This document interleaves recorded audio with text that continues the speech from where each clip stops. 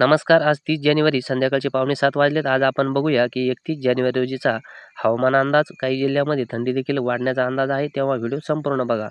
सुरुवातीला जर आपण आज सकाळची थंडी बघितली तर जळगावमध्ये काहीशी तापमानामध्ये घट आहे, जवळपास 10 ते 12 अंश सेल्सिअसच्या आसपास. तर धुळे, नंदुरबार, जळगाव, छत्रपती संभाजीनगर, अहमदनगर, नाशिक, वाशिम, यवतमाळ, अमरावती, नागपूर, भंडारा, गोंदिया या ठिकाणी उत्तर विभागामध्ये जे तापमान आहे तर 12 ते 14च्या दरम्यान.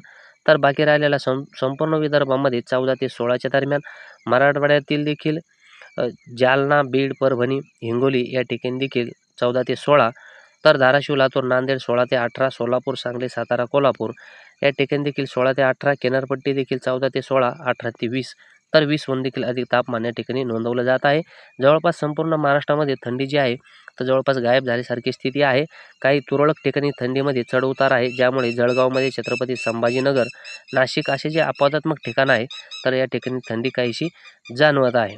त्यानंतर आपण काही गोष्टी आता समजून जर घेतल्या तर जे 28 तारखेला हिमालयावरती एक वेस्टर्न डिस्टर्बन्स आलेलं होतं ते आता पुढं सरकलेलं आहे.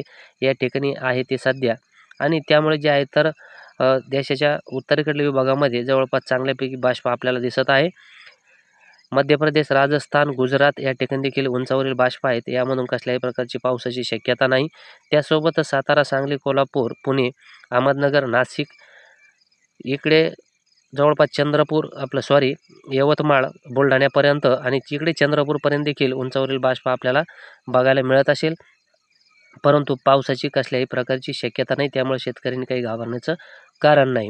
त्यासोबतच अजून एक महत्त्वाची गोष्ट म्हणजे की या ठिकाणी एक हवेची चक्राकार स्थिती आहे, आणि या संदर्भात आपण शेतकऱ्यांना माहिती दिलेली होती की या ठिकाणी हवेची चक्राकार स्थिती निर्माण होईल.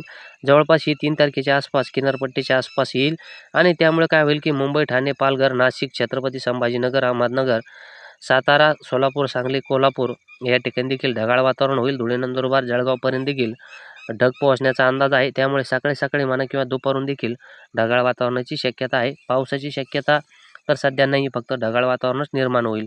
मॉडेलनुसार जर आपण उद्या सकाळची थंडी बघितली तर नाशिक जिल्ह्यामध्ये 10 ते 12 अंश सेल्सिअसच्या आसपास राहण्याचा अंदाज आहे, आणि बाकी राहिलेल्या विभागामध्ये पुणे, अहमदनगर, छत्रपती संभाजीनगर, जळगाव या संपूर्ण ठिकाणी जे असेल तर जवळपास 12 ते 14च्या दरम्यान राहील. तर उत्तरेकडील अमरावती, नागपूर, भंडारा, गोंदिया या ठिकाणी देखील 12 ते 14. तर बुलढाणा, अकोला, वाशिम, अमरावती, नागपूर, चंद्रपूर, गडचिरोली, भंडारा या ठिकाणी जे असेल तर 14 ते 16. बीड, जालना, परभणी, हिंगोली त्यासोबत पुणे आणि सोलापूरचा विभाग, अहमदनगर दक्षिण या ठिकाणी देखील जे असेल तर 14 ते 16च्या दरम्यान.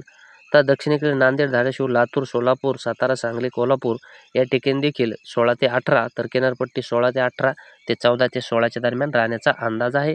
आणि आपण जर आपला अंदाज बघितला तर त्यानुसार देखील जी थंडी असेल तर जवळपास चांगल्यापैकी जाणवण्याचा अंदाज असेल. तर काहीसे वारे जे असेल तर उत्तर पश्चिम दिशेने महाराष्ट्रामध्ये येणार असल्यामुळे जे पालघर, ठाणे, पुणे, अहमदनगर, छत्रपती संभाजीनगर, जालना, बुलढाणा, अमरावती, जळगाव, धुळे, नंदुरबार, नाशिक या ठिकाणी जवळपास 11 अंश सेल्सिअसच्या आसपास उद्या सकाळच्या थंडी जाणवण्याचा अंदाज आहे. राहिलेल्या विभागामध्ये सातारा, त्यानंतर सोलापूर, बीड, परभणी, हिंगोली, वाशिम, अकोला, अमरावती, वर्धा, नागपूर, भंडारा, गोंदिया या ठिकाणी जे असेल तर जवळपास 12 ते 13च्या दरम्यान थंडी राहण्याचा म्हणजे तापमान जाणवण्याचा अंदाज आहे.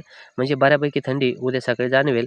तर कोल्हापूर, सांगली, सोलापूर, धाराशिव, नांदेड त्यासोबत यवतमाळ, चंद्रपूर या ठिकाणी तापमान जे असेल तर जवळपास 14 ते 17च्या दरम्यान राहण्याचा अंदाज आहे. पण या ठिकाणी देखील बहुतांशी विभागामध्ये उत्तरेकडचे वारे पोहोचणार असल्यामुळे काही ठिकाणी तापमानामध्ये चढ-उतार जाणवेल. जसं आपण शेतकऱ्यांना सांगतोय की या ठिकाणी 12 ते 13च्या दरम्यान राहील, तर कदाचित काही ठिकाणी 11:30 पर्यंत देखील अशा प्रकारच्या नोंदी दक्षिणेकडे देखील होऊ शकतात. आणि 15 ते 17 दरम्यान सांगितल्यामुळं परभणीसारख्या ठिकाणी किंवा जे धाराशिवसारखे एखाद्या जिल्ह्यामध्ये अशा प्रकारचं तापमान नोंदवलं जाईल की 12 ते 13च्या दरम्यान देखील नोंदवलं जाऊ शकतं. कारण की तापमानामध्ये जे आहे तर चढ-उतार आहे, आणि वाऱ्याच्या जे फ्लो असतात तर ते काही ठिकाणी स्थानिक वातावरणामुळे देखील त्या ठिकाणी थंडी चांगल्यापैकी जाणवत असते. तर जे नवीन शेतकरी असतील त्यांनी चॅनलला नक्की सबस्क्राईब करा, त्यासोबत व्हिडिओला लाईक करा, आणि आपले जे प्रश्न असतील तर कमेंट बॉक्समध्ये नक्की विचारा. कारण ही चॅनल आणि माहिती आपल्यासाठी आहे. मान्सून 2024 देखील आपण अभ्यासांती दिलेला आहे. जे नवीन शेतकरी असतील त्यांनी नक्की बघावं. सध्यासाठी इथंच थांबतो. जय महाराष्ट्र.